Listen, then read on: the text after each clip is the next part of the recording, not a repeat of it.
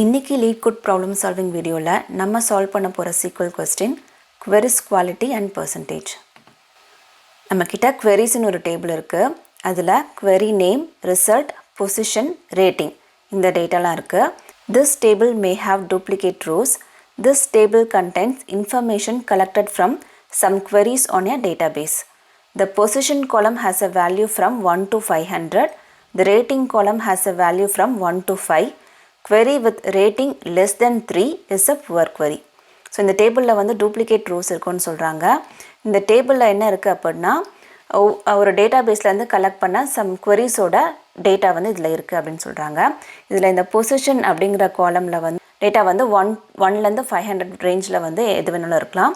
அதே மாதிரி ரேட்டிங்ன்ற காலமில் வந்து டேட்டா வந்து 1லேருந்து 5க்குள்ளே இந்த ரேஞ்சில் வந்து என்ன டேட்டா வேணாலும் இருக்கலாம். இந்த ரேட்டிங் வந்து 3க்கு கீழே இருந்துச்சு அப்படின்னா அது வந்து query வந்து புவர் query அப்படின்னு சொல்கிறாங்க. ஸோ நம்மளை என்ன கேட்குறாங்க அப்படின்னா we define query quality as the average of the ratio between query rating and its position. query quality எப்படி டிஃபைன் பண்ணுறாங்க அப்படின்னா query rating divided by position, அதோட ஆவரேஜ், அந்த பர்டிகுலர் queryக்கு வந்து அதோட ஆவரேஜ் தான் வந்து query குவாலிட்டின்னு சொல்கிறாங்க.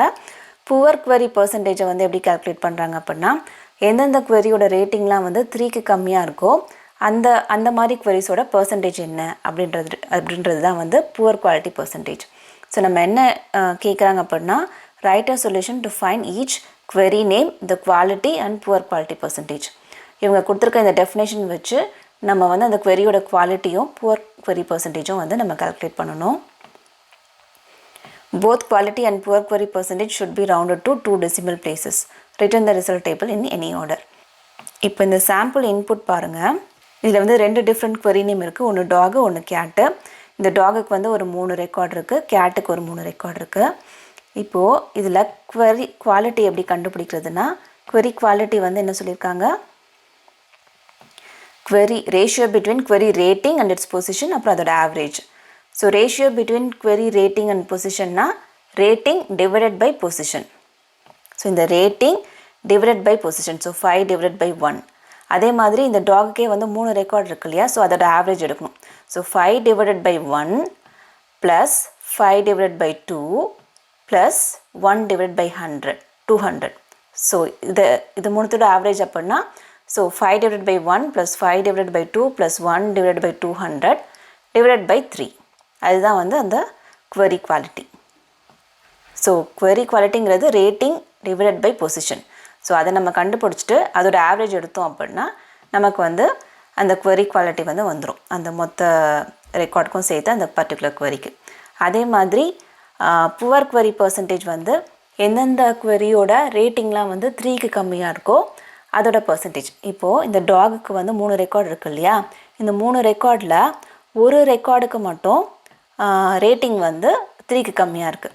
So 1 divide by total number of records இல்லை, அந்த total number of queries for this query. So என்னது 1 டிவைட் பை 3 வந்து அதுதான் வந்து 1 டிவைட் பை 3 பர்சன்டேஜுங்கிறதுனால இன்டூ 100 போடுறதுனால 33%. அதே மாதிரி இதுக்கு பார்த்திங்கன்னா கேட்டுக்கும் 3க்கு கம்மியாக ஒரே ஒரு ரெக்கார்டு தான் இருக்குது. So 1 divide by total number of queries இந்த பர்டிகுலர் query நேமுக்கு. So 1 divide by 3 again into 100 33.33 வந்து நமக்கு வந்து ஆன்சர் வரணும், புவர் query பர்சன்டேஜ். சரி, இப்போ நம்ம இதுக்கு query எழுதலாமாங்க. Select from queries. நம்ம இப்போ ஸ்டெப் பை ஸ்டெப் போகலாம். ஸோ நமக்கு என்ன வேணும், query நேம் வேணும், query நேம். அதுக்கப்புறமா query குவாலிட்டி வந்து நம்ம எப்படி பார்க்குறது, rating divided by position. So என்ன சொல்லியிருக்காங்க, average of the ratio between query rating and it's position. So நான் first query rating divided by position மட்டும் தரேன், அப்புறமா நம்ம ஆவரேஜ் கண்டுபிடிக்கலாம். Rating divided by position. ஓகேவா, இப்போ நான் இதை எக்ஸிக்யூட் பண்ணுறேன். ஃபஸ்ட்டு இப்போ நமக்கு எல்லாமே இன்டீஜரில் வந்திருக்கு. நான் வந்து இதை வந்து ஃப்ளோட்டிங் பாயிண்டில் கன்வெர்ட் பண்ணுறதுக்காக, ஸோ இது ரெண்டுமே வந்து இன்டீஜராக இருக்கிறதுனால டிவைட் பண்ணும்போது நமக்கு பாயிண்ட்ஸ் டெசிமல் இல்லாமல் எல்லாமே வந்து இன்டீஜராக கன்வெர்ட் ஆகிடுது. அதனால் நான் வந்து 1.00 அப்படின்ற ஃப்ளோட்டிங் பாயிண்ட் நம்பரோட மல்டிப்ளை பண்ணுறேன். அப்படி மல்டிப்ளை பண்ணும்போது ஒன்னோட நம்ம மல்டிப்ளை பண்ணும்போது அந்த நம்பர் வந்து சேஞ்ச் ஆகாது. பட் நமக்கு வந்து அது வந்து ஃப்ளோட்டிங் பாயிண்ட்டாக மாறிட்டு நமக்கு ஆன்சரும் ஃப்ளோட்டிங் பாயிண்ட்டில் வரும். ஸோ நான் இப்போ இதை ரன் பண்ணேன்னா ஸோ இப்போ எனக்கு டெசிமலில் வந்திருக்கு ஒவ்வொன்றுத்துக்கும் 5 divided by 1, 5 divided by 2, 1 divided by 200, மறுபடியும் 2 divided by 5, 3 divided by 3, 7, 4 divided by 7. இது எல்லாமே நமக்கு டெசிமலில் வந்திருக்கு. இப்போது இதோட ஆவரேஜ் நமக்கு வேணும் இல்லையா? ஆவரேஜ் ஆஃப் இது. இப்போ நான் இதோட ஆவரேஜ் எடுத்தேன் அப்படின்னா okay, group by query name.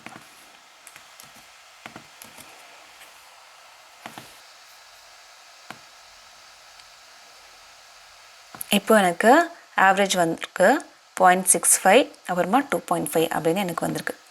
query quality வந்துருச்சு. நம்ம ரவுண்டிங் வந்து கடைசியாக பண்ணலாம். நெக்ஸ்ட் நம்ம புவர் query பர்சன்டேஜ் கண்டுபிடிக்கணும். ஸோ புவர் query பர்சன்டேஜ் கண்டுபிடிக்கிறதுக்கு நம்ம என்ன பண்ணணும், எந்த queryயோட ரேட்டிங்லாம் வந்து 3க்கு கம்மியாக இருக்கோ அதை மட்டும் எடுத்து அதுக்கப்புறம் divided by total number of queries into 100, அதுதான் பர்சன்டேஜ் இல்லையா? ஸோ ஃபஸ்ட்டு நான் இதை ஃபஸ்ட்டு எடுத்துடுறேன். இப்போதைக்கு இதை கமெண்ட் பண்ணிடுறேன். நம்ம என்ன பண்ண போகிறோன்னா, இப்போது எனக்கு நான் ரேட்டிங் எந்த ஒரு ரேட்டிங்லாம் வந்து 3க்கு கம்மியாக இருக்கோ அது மட்டும் எனக்கு வேணும். அதுக்கு மட்டும் நான் எப்படி கவுண்ட் எடுக்கிறது, எந்தெந்த queriesக்கெலாம் வந்து ரேட்டிங் வந்து 3க்கு கம்மியாக இருக்குது அப்படிங்கிறத நான் எப்படி எடுக்கிறது. ஸோ அதுக்கு நான் கேஸ் ஸ்டேட்மெண்ட் யூஸ் பண்ண போகிறேன். Case when rating is less than 3 அப்படின்னா தென் எனக்கு வந்து 1ன்னு கொடுன்னு சொல்கிறேன். அப்படி இல்லாட்டி எல்ஸ் எனக்கு 0 அப்படின்னு கொடுன்னு நான் சொல்கிறேன். எனக்கு கவுண்ட் வேணும் இல்லையா, எத்தனை வாட்டி அந்த கொரியோட ரேட்டிங் வந்து எனக்கு வந்து 3 கம்மியாக இருக்குது அப்படின்னு தேவை. அதனால் அதுக்கு நான் வந்து கவுண்ட் பண்ணுறதுக்காக நான் அதை வந்து 1ன்னு கொடுக்குறேன். ஸோ எப்போல்லாம் ரேட்டிங் கம்மியாக இருக்கும் எனக்கு 1 கொடு, இல்லாட்டி 0 கொடு அப்படின்னு சொல்லிட்டு அந்த கேஸ் ஸ்டேட்மெண்ட்டை க்ளோஸ் பண்ணும்போது நம்ம எண்டுன்னு கொடுக்கணும். ஓகேவா? இப்போ நான் இதை மட்டும் எக்ஸிக்யூட் பண்ணுறேன். ஓகே, நமக்கு இது குரூப்பிங் இப்போ தேவையில்லை.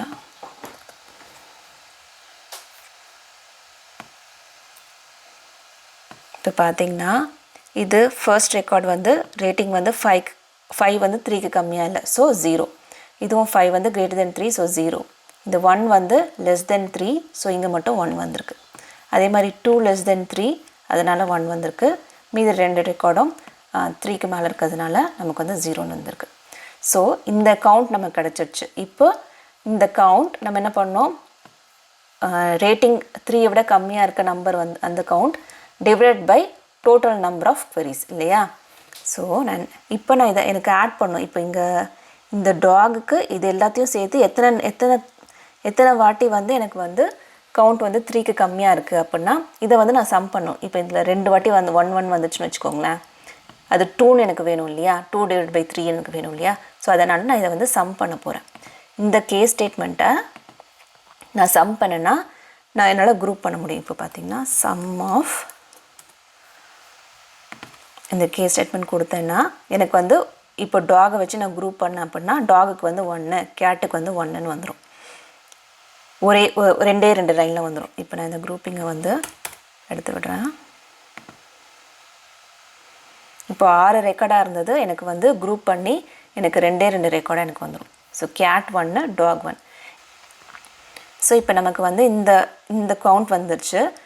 இதை டிவைட் பண்ணும் டோட்டல் நம்பர் ஆஃப் queries. இப்போ டோட்டல் நம்பர் ஆஃப் queries டாகுக்கு என்னது 3, அதே மாதிரி டோட்டல் நம்பர் ஆஃப் queries கேட்டுக்கு என்னது 3. ஸோ 1 divided by 3 நமக்கு வரணும் இல்லையா? So divided by count of star கொடுக்குறேன். ஓகேவா? நான் ஒரு அலியாஸ் நேம் பர்சன்டேஜ் கொடுக்குறேன். இதையும் நான் எடுத்துடுறேன். இதை அன்கமெண்ட் பண்ணி இதுக்கு வந்து குவாலிட்டியில் நான் நேம் கொடுக்குறேன். இப்போ எக்ஸிக்யூட் பண்ணேன்னா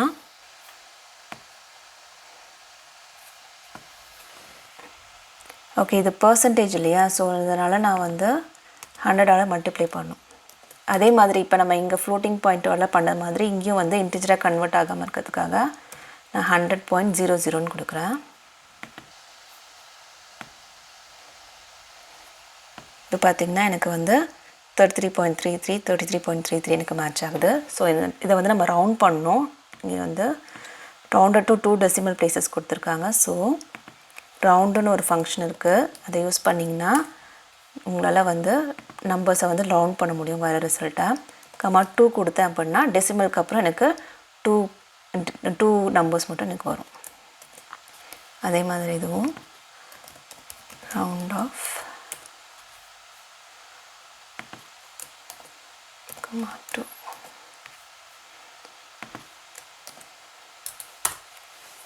இப்போ எக்ஸிக்யூட் பண்ணுறேன். இப்போ பார்த்தீங்கன்னா எனக்கு அக்செப்டட்னு வந்துடுச்சு. என்னோடய அவுட்புட்டும் எக்ஸ்பெக்டட் அவுட்புட்டும் வந்து மேட்ச் ஆகிடுச்சு. இதுதான் ஆன்சர். ஓகே, இதை சப்மிட் பண்ணும்போது பார்த்திங்கன்னா எனக்கு வந்து ஒரு கேஸ் வந்து சால்வ் ஆகலை. ஸோ இங்கே நல்லுன்னு வரும்போது query நேம் வந்து நல்லுன்னு இருக்கும்போது அது வந்து நமக்கு ஆன்சரில் வர வேணாம் அப்படின்னு சொல்லுது. மேபி நம்ம வந்து இங்கே ஒரு வேர் கண்டிஷன் கொடுக்கலாம். வேர் query name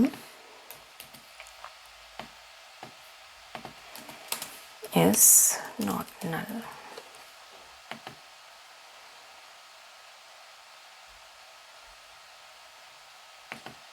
எனக்கு அக்செப்ட் ஆகிடுச்சு.